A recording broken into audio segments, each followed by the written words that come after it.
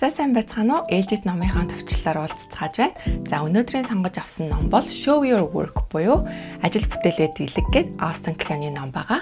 За үүний өмнө болохоор түүний эхний ном болох Санаа авахаас бүү аа гэдэг энэ номын товчлолыг оруулсан байгааг та бүхэн санаж байгаа.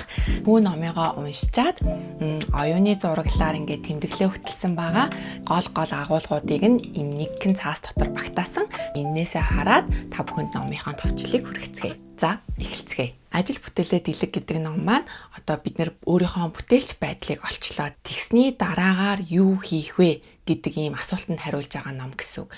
Бид нар бол одоо ерөнхийдөө ингээд бүтээлч байдлаа олоод ингээд өөрийнхөө одоо хүрээллийг олох юм хүмүүст ингээд ажил бүтээлээ ингээд танилцуулах хэрэгтэй гэсэн санаагаар энэ хүн маань энэ номоо бичсэн байгаа. Та бүхэн хэрвээ өөрийнхөө сошиал медиа хуудсуудыг бүтээн одоо хөгжүүлнэ, магадгүй өөрийнхөө personal brand-ийг бас бүтээн гэж бодож байгаа ном бол би бараг та бүхнийг янз бүрийн сургалт авахаасаа өмнө одоо энэ номыг заавал уншаарай гэж зөвлөмөр байгаа. Номынхаа эхний бүлэг рүү орцгоо. Эхний бүлэг бол жисуутан байх албагүй гэдэг нэртэй байгаа. Энэ дээр юуг ярьдаг вэ гэхээр чи суутан биш genius гэдэг үг те.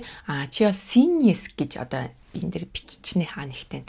Тэр нь юу гэсэн үг вэ гэхээр ийм бүл суутан. Одоо ингээ бүлгэрээ бид нэр юмнуудыг хийдэг. Тэгээд таны хийж байгаа юмыг бусад ингээ дэмжиж гаргадаг юм аа. Тэгээд ерөөсө гав ганцаараа хийгээд гав ганцаараа ингээ суутан болсон хүн гэж байдаггүй маа гэдгийг тайлбарладаг.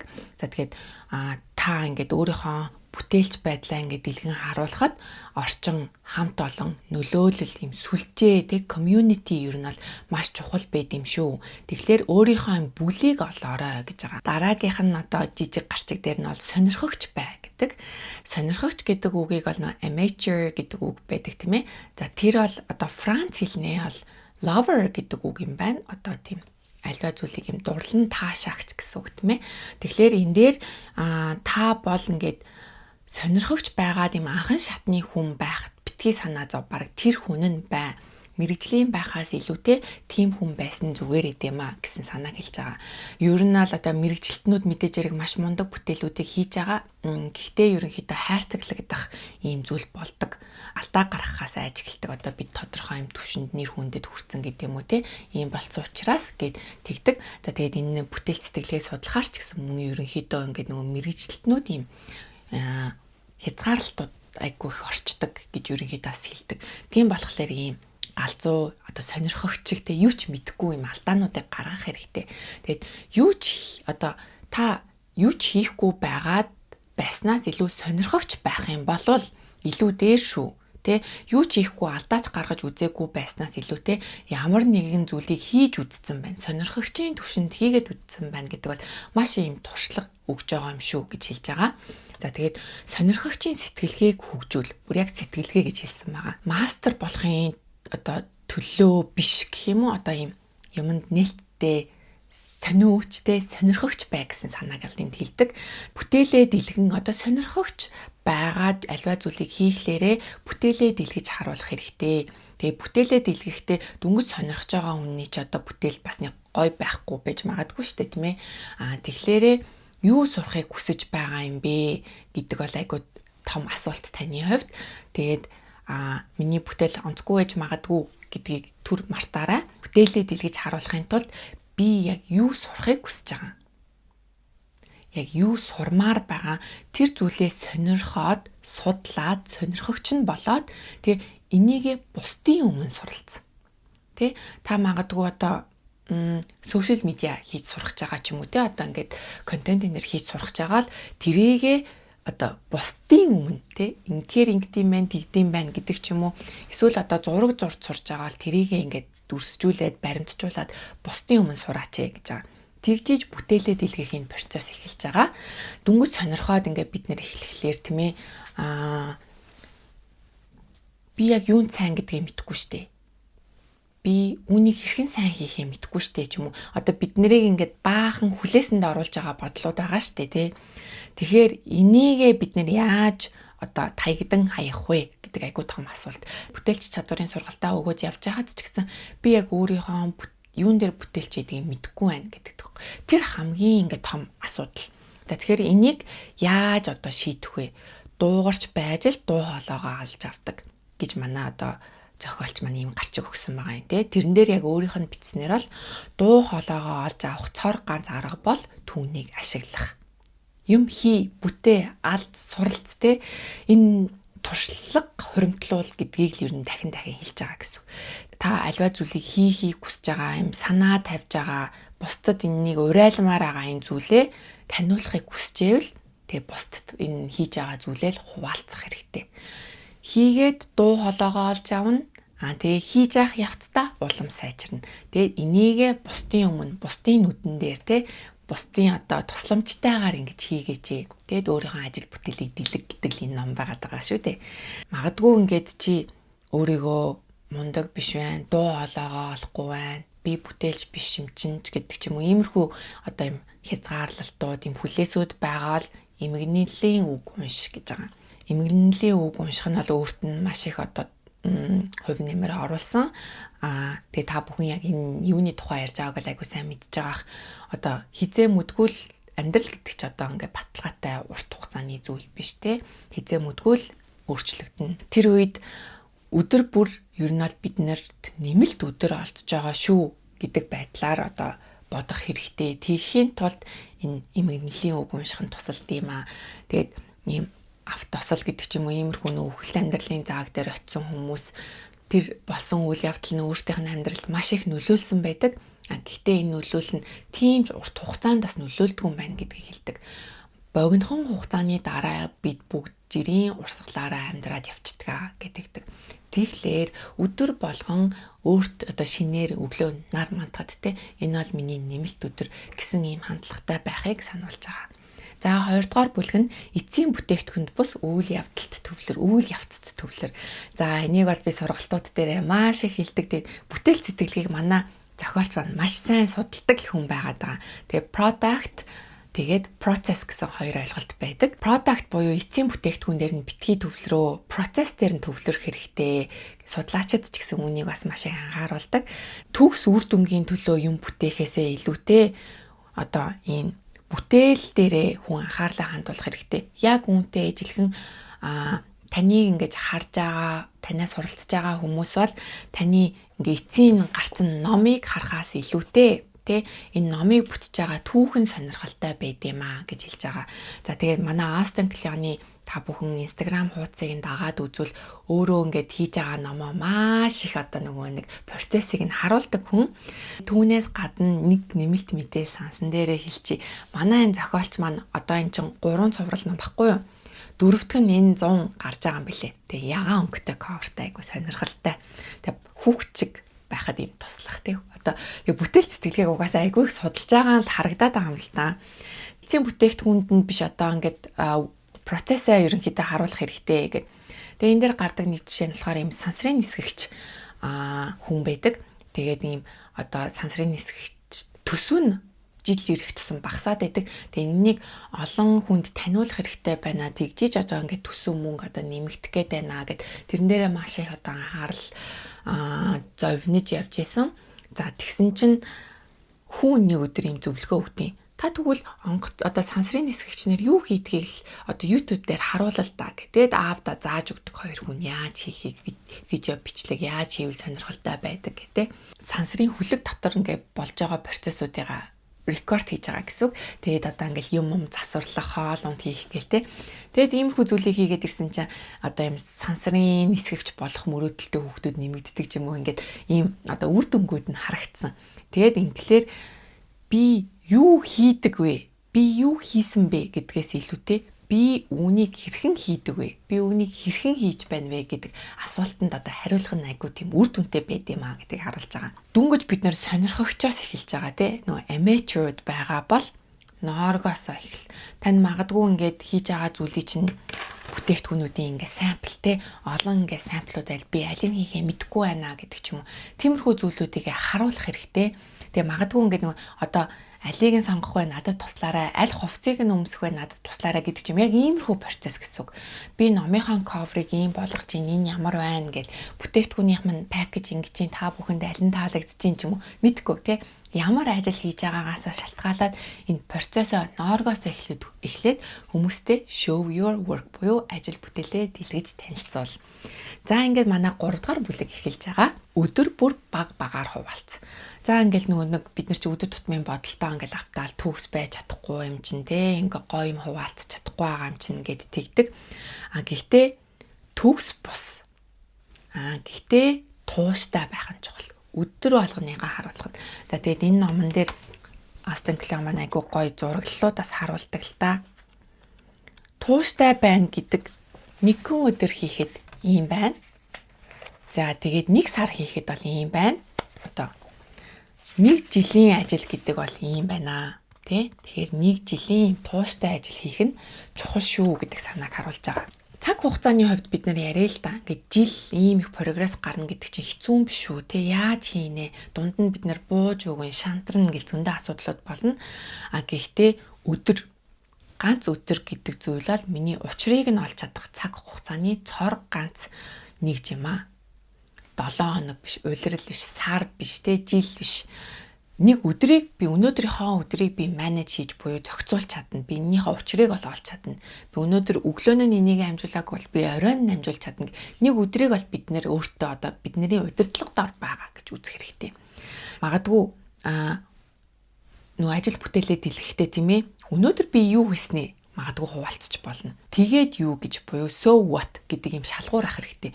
Хэрэггүй юмнуудыг ингээд хүмүүст хуваалцаад авах шаардлагагүй тий. So what гэдэг шалгуурын дор одоо ном бүтээж байгаа бол яг энэ номынхаа хэсгүүдийг ч юм уу ингээд хуваалцах хэрэгтэй гэсэн санаа байгаа. Өнөөдөр би юу хийвэ гэдэг дээрээ идэж уусан. Тиймэрхүү зургаас илүүтэй ажил бүтээлэл дэлэг. Ингийн бол та өөрийнхөө юм нөгөө нэг дагагч нарыг одоо энэ онлайн presence буюу цахим орчинд өөрийнхөө хүрээллийг л бүрдүүлэх тухай ном шүү дээ. Тэгээ бүрдүүлэх гээд байгаа юм аа. Хоол унд хуваалцаад тэрийг бол хийж чадахгүй. Одоо тэгтээ тоогооч нар бол өөр кейс те гэж. Тэгээд ерөнхийдөө би бас зарим нэг постууд дээр баг байгаахаа ингээд таны баг Instagram хуудас гэдэг таны social media хаяг гэдэг бол таны нэрийн хуудас тий таны юу хийж байгааг тодорхойлдог. Тэгээ магадгүй одоо та хүмүүстэй танилцаад хуваалцсангууд юу хийдэг нь амар ойлгомжтой, юу хийж байснууд нь амар ойлгомжтой болчихж байгаа шүү дээ одоо бол тий. Тэгэхээр одоо бид нэр өөрийнхөө нэрийн хуудас гэдэг зүйлийг ийм тарааж өгдөг нэрийн хуудасаас илүүтэй өөрийнхөө social media хуудасуудыг гэж одоо бол ер нь бол бодох хэрэгтэй. Тэгээд юу гэж гэдэг асуултанд шалгуурт нийцэх тийм хариултуудыг бодож одоо бид нэр сошиал медиагаа хөгжүүлэх хэрэгтэй. Юугүй нөгөө нэг бүжиглээд ингээд идэг юм бол биш шүү гэсэн санаа шүү. За сайн домен нэрийг үүсгэх хэрэгтэй. За энэ дээр нөгөө нэг өөрийнхөө одоо сошиал медиаг бид нэр амар сайн хөгжүүлж байгаа, маш сайн хөгжүүлэх гэж хичээж байгаа тийм ээ. Гэхдээ энэ зүйл тодорхой хугацааны дараа байхгүй болж болдог, устж үгүй болж болдог шүү. Тэгээд ингээд сошиал медиа хуудасуудын түүхийн замналыг харуул нэг нь устдаал нөгөө нь гарч ирээл ингээл ийм юм болоод байгаа. Вебсайт гэдэг бол таны өв хөрөнгө шүү те. Тэр бол таал ингээл байлгаж байгаа тохиолдолд бол байж л байдаг. Тэгээ таныг хайж гарч ирэхэд хамгийн амархан юм байдаг гэд. Тэгээ би ерөнхийдөө 100 яг энэ номыг нэг уншиж ирсэн. Тэгээд өөрийнхөө вебсайтыг бас эхлүүлж ийсэн. Тэгээ багаар мэдээллүүд ингээл оруулаад явж идэг. Хүмүүс бас нэр их хардсан байлээ. Тэгээ энэ номнууд Астон Клионы номнууд ийм хурдан уншигдаад өдөртөө уншигдаад дуустдаг учраас та бүхэн ингээ ширээний номоо болгочиход ингээд нэг хэцүү байгаа үедээ, урам зориггүй байгаа үедээ шууд уншаад явах боломжтой байдаг шүү. 4-р бүлэг маань эхэлж байгаа. Сонин содон зүйлсийн тасалгааг нэ гэд. Тэгээд ийм Европ 17, 16, 17 дугаар зууны үед ийм Wonder Cameron гэдэг ийм өрөө байдаг байсан юм байна. Тэр нь болохоор ийм гайхшруулах өрөө гинэ. Тэгээд энэ гайхшруулах өрөөнд юу болдог вэ гэхлээр ийм өөрийнхөө сонирхолтой зүйлүүдийг ингэж хадгалдаг. Тэгээд тэрний ийм олон баялаг одоо бүтээл гэдэг юм уу? Цуглуулуудгаар ингэж одоо баяжж яадаг. Тэгээд яг энтэй ижилхэн хэрвээ би 17 дугаар зуунд амьдардаг байсан бол би яг л нэг ийм өрөөтэй байх байсан байх гэж байгаа байхгүй. Гэхдээ ер нь бол бид нар ийм оюун санаандаа ийм өрөөтэй байх хэрэгтэй. Тэгээд та бүхэн санаж байгаа бол 1-р номон дээрээ цуглуулагч бай гэд бас тиймэрхүү санааг хэлдэг. Тэгээд бид нар ингээд амар олон сонирхолтой байгаад юмнуудыг сониучрахад явхаар эцэстээ энэ таны бүтээлд айгу тусалдаг. Ном бичдэг хүн бол уншдаг. Тэ эн чинь ийм хоёр талтай процесс. Уншина, юмыг цуглуулж гин, тэгээ тэрийгэ гаргаж гин буюу бичиж байгаа. Бид нар бүтээж байгаа хүмүүс, бүтээлж болох байгаа хүмүүс нөгөө талаасаа ингэж бүтээлээ гаргахын хажуугаар тэрийг бас ингэж цуглуулдаг байх хэрэгтэй.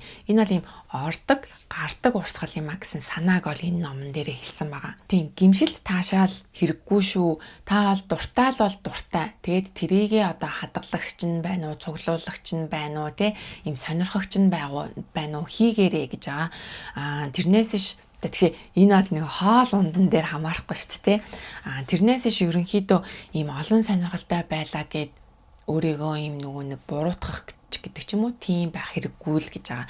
За тэгээ номын 5 дугаар бүлэг дээр бол сонирхолтой түүхийг өгвөл та одоо ийм сонирхогчоос ингээд цуглуулагч инээ тэрэ юмнууд боллоо те сонин содон зүйлсүүдийг цуглууллаа, ажил бүтээлээ дэлгэх хэрэгтэй юм байна, ойлгочлоо. Гэхдээ сонирхолтой түүх өгүүлж сурах нь чухал шүү. Яагаад вэ гэхээр ажил бүтээл бол ингээд амтай бол биш. Тэгэд ам нь бол ингээд бид нар хийж байгаа зүйлээ ярих хэрэгтэй, өгүүлэх хэрэгтэй. Тэгэд ийм сэтгэл зүйн профессор байдаг Paul Bloom гэд бас би энэ хүний хичээлийг авч исэн Yale-ийн их сургуулийн багш хаа. Тэгэд энэ хүн ингэж хэлсэн байна. Уран зургаас авах таашаал гэдэг зургийн өнгө, хэлбэр, хэв маягаас хамаардаг байх гэж та бодож иж магадгүй юм аа тий. Хэрвээ энэ үнэн бол бүтээл оригинал хулбар байх нь ер нь хинт ч хамаагүй болчихно. Тэгээд ийм хоёр зурган дээр ингээд харьцуулт хийдэг л те. Нэг нь бол одоо ингээд дундад зууны үед ч илүү ингээд зурсан зураг, тэр зургийг хараад зурсан оюутан хүний зураг гэдэг. Харахаар ямар ч ялгаа байхгүй. Гэхдээ энэ бол тэдгээр зуунд зурагдсан энэ одоо гайхалтай зураачийн зураг гэдэг энэ түүх өөрөө биднэрт ийм үн цэнийг нэмжээдэг. Тэгэхээр тухайн зүйл биднэрт юу ярьж байгаа гэдэг нь айгүй чухал тий. Үүний түүх биднэрт ийм гүн гүнзгий одоо утгыг агуулж идэг. Бид нарын альва зүйлийг үнэлэх, таашаах, магадгүй тэрэнд үн цэн өгөх гэдэг зүйл бол тэр тухайн түүхийг нь сонсох, бүтсэн түүхийг нь сонсох тий. Тэгээ магадгүй ингээ нэг кинонууд чинь бас ингээд энэ кино бүтсэн түүх энэ төргээ хийдэг ш. Тэднийг бид нар үзэх айгу дуртай байдаг. Яг л тэрнтэй ажиллах. Бид нар тэгээ ер нь бол хүн штэ тий. Тэгээд хүмүүстэй байхыг хүсдэг тий. Тэгээд хүмүүс бол хоорондоо ингээ холбогдохыг хүсдэг. Түүхээр холбогдохыг хүсдэг. За тийм учраас ийм хэрхэн бичих талаар бол та бүхэн суралцаарай гэж байгаа. Тэгэд энэ номон дээр бол нэг хэрхэн бичих талаар ийм жижиг ийм юунуудыг зааварчилгаануудыг бол өгсөн байгаа. За номын 6 дугаар бүлэг рүүгээ оръё. Юу мэдтгээ за. Одоо ингээд сонирхогчоос одоо ингээд тууштайгаар хийсээрэй. Тэг хийгээд сурж байгаа бол та энийг хуваалцаач. Ажлынхаа нууцуудыг хуваалцаж. Ажлынхаа нууцыг хуваалцлаа гэд та одоо өөрийнхөө ийм давуу талыг алдж байгаа юм бол биш гэдгийг энэ Franklin Barbecue гэдэг ийм бүүргэрийн мах барбекю хийдэг газрын одоо энэ түүхээр хуваалцдаг. Тэгээ энэ бол Texas хотод одоо Austin Kleon зохиолчийн маань амьдардаг хотод байдаг газар. За тэгээд энэ хүн болохоор ийм нэвтрүүлэгт ороод өөрийнхөө баг бүх нууцыгаа хэлсэн юм байна. Тэгээд энэ нууцаа хэллээ гэд бүр олон л очирч дарагдсан тий. Тэрнээс ш одоо нөгөө нэг өөртөөхөө нууц жорыг тэ магадгүй ингээл та нууц жороо хуваалцаагүй л ээж таараа л гэж бодож байгаа бах тий. Би ч бас яг тэгж бодсон гэхгүй. Гэхдээ энэ дэр нэг гой санаа нь юу вэ гэхлээр одоо та дуртай учраас тэр махыг 22 цаг тий ийм процесс хийгээд тэгээд 2 цагийн дотор ингээд дуустал ингээд зардаг тий. Тэрнээс ш би тэрийг хийх хүсэхгүй байна тий. Би тэрийг $14 нь худалдаад авцсан дээр гэж байгаа байхгүй. Тэр нь айгу гой санаа байсан.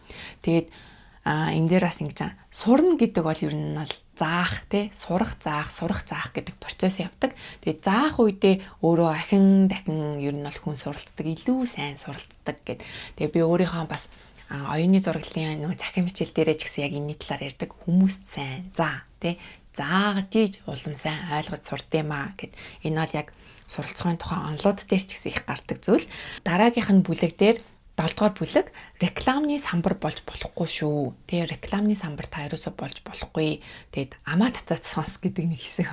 Тэрэн дээр энэ тэндгүү хаа сайгүй ингээд яриад яваад одоо ажил бүтээлээ дэлэг гэсэн юм чинь гэлтэй бүх газар очиод ингээд юмаа яриад ингээд энэ тэндгүү тийм all over the place буюу энэ тэндгүү байдаг ийм хүн болж болохгүй шүү. Тэ яагаад вэ гэхлээр бүтээлээ сурталчлах ийм хэсэг байхад бас тэрэн дээрээ ажиллах юм цаг хугацаа ер нь чухал гэдгийг хэлээд байгаа.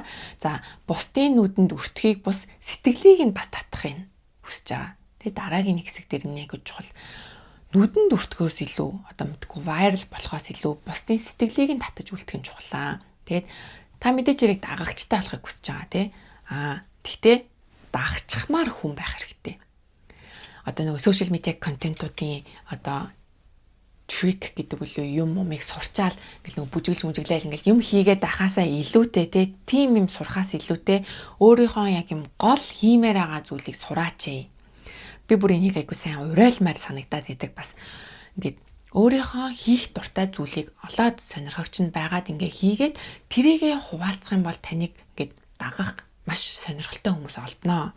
Тэ тэгээд тийм сонирхолтой бас нийгэм бай. Хүмүүс дагчмаар тийм сонирхолтой хүн бай. Тэгээд танилын нөлөө гэдэг чинь бас тийм ч одоо хэрэгтэй зүйл биш байт юм аа. Танилын нөлөөгөөр ажил хийгддэг ч гэсэн хийж буй зүйлс маань надад одоо бусад хүмүүсийг ингээд татдаг гэсэн санаа хэлж байгаа. Өөрийн дурладаг зүйлсийг хий бас яар.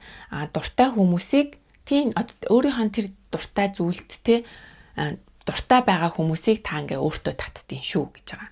За тэгээд энэ дээр бас нэг яригдж байгаа зүйл юм энерги соригчийн тест гэдэг зүйл одоо байх хэрэгтэй буюу та ингээд танилын хүрээлэлтэй мундаг хүмүүстэй нөхөрлөх гээд байгаа боловч тэрэн дунд чинь энергийг чинь сордог хүн байх үе дээ.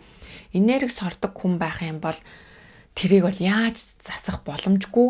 Тэгээд та энергээ сорвуулаад өдрийн эцэст ингээл уулцсны дараа ингээл ядраал те гэл чив чимээгүй байх гэдэг ч юм уу тийм байдаг. Гэтэл та уулцсны дараа энергиэр цэнэглэгддэг те.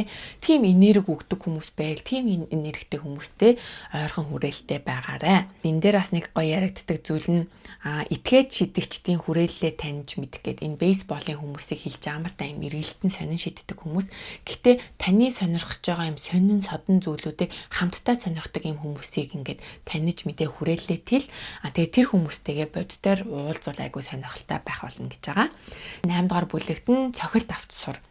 Тэгээ show your work буюу ажил бүтээлээ ингээд дэлгээд ахаар чинь сайнны хажуугаар саар байгаа та ингээд сонсхийг хүсээгүй зүйлүүдийгээ сонсно, мэдхийг хүсээгүй зүйлийг одоо таны хүмүүст оромжлно те. Тэгээд бас яг тэгдэг юм бэлээ л те. Тэгээд ийм сайн муу зүйлд аль алинд нь бэлэн байгаарай. Муу зүйл бас болдгий шүү. Зөв хүмүүс таны талаар юу гэж ярих нь чухлаа. Бүх хүмүүсийн бодлыг өөртөө битгий авчнаа. Тэгээд цохилт авч сур гэдэг нь ингээд яхад ингээд дааттай тэг хүзүүгээ одоо чанга байлга ингэдэг гэдэг ийм нэттэй зөвлөгөөнүүд өгдөг. Троллуудыг бол харин та тижээх хэрэггүй. Им тролл хаягнууд ингээд айгүй хэм бичээд байдаг штэ тий. Тэд ингээд таны оюун санаа бодолд нөлөөлт юм аа. Тэгээ тэд нэрийг бол блок хийж сурах хэрэгтэй. Тэгээ надад болохоор тэр ингээд санагдсан нөгөө нэг түрээсгүйгээр таны тархинд оршоод идэг ингээд юмнууд байдаг тий. Тэд нэрийг авч хаях сурах хэрэгтэй юм байна гэсэн ийм цохилт авч сур гэдэг бүлгийн ер нь гол санаа нь тийм байсан. За 9-р бүлэг. За дуустал нь зар худалдагт. Тэгээ аливаа нэг зүйлүүдийг бид нэр одоо бүтээж байгаа хүмүүс бол бид нэр өсөглөн артистууд тий. Тэгэхээр ийм өсөглөн артист байхаасаа санаа зовх хэрэггүй. Та бүхэн мэдж байгаах Микеланжело гэдэг ийм сүмийн таазыг зурсан тий маш гайхамшигтай чапел сүмийн таазыг зурсан. Энэ хүн бол одоо сууд бүтээч гэдгээр алдартай. Гэхдээ энэ бүтээлийг одоо попын захиалгаар л хийжсэн загалмайсан эцэг гэдэг зохиол бас л мөнгөний төлөө л хийжсэн ажлууд байгаа юм. Тэгэхээр ийм мөнгөний төлөө юм хийхээс битгий санаа зов тий. Өөрийнхөө ийм бүтээлийг одоо мөнгөөр солихоосоо санаа зовх хэрэггүй. Үлсэглэн артист мэт ингээд цаашаага яваал ажиллаа хийгээд авах хэрэгтэй. Тэгээд өөртөө ажил нэм тий.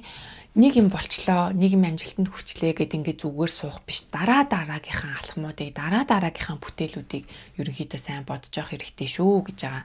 Дээр бас нэг гоё хэлдэг Walt Disney-гийн үг байдаг.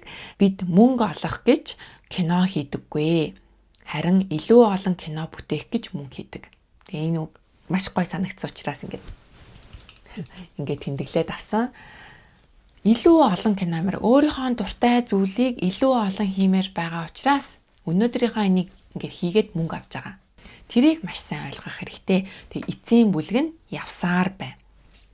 Тууштайгаар явсаар бай. Өөрийнхөө шоуг та хизээж орхиж болохгүй. Би чадахгүй юм байна, би болохгүй юм байна. Та зогсоож болно.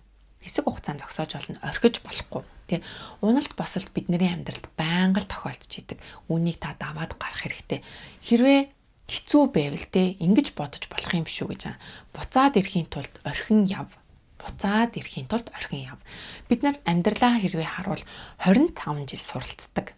Эхний 25 жил. Амьдралынхаа бид нар дараагийн 40 жил бол ажилдаг. Бид нар амьдралынхаа сүүлийн 25 жил тэтгэврт гарт юм байна.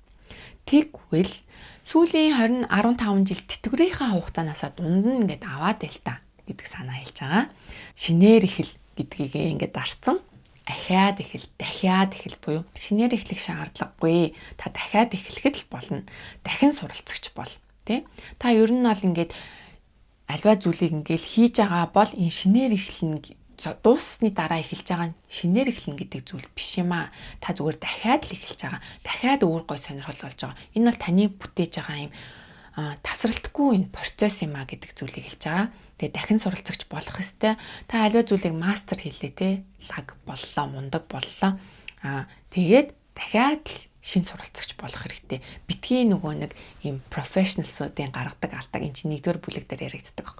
Профешнлсуудын гаргадаг алдааг гаргаач ээ. Сонирхогч бол сонирхогч бай гэд буцаагаад эхний бүлэг дээр ирж байгаа. Энэ Астон Клоны номыг харах юм бол эхнээсээ сонирхогч бай. Ингээл та өөрийгөө хөгжүүлээд тууштай яваад ах хэрэгтэй. Тэгээ магадгүй ингээд дуусж байгаа үед яах вэ гэхэл буцаагаад сонирхогч бай гэх.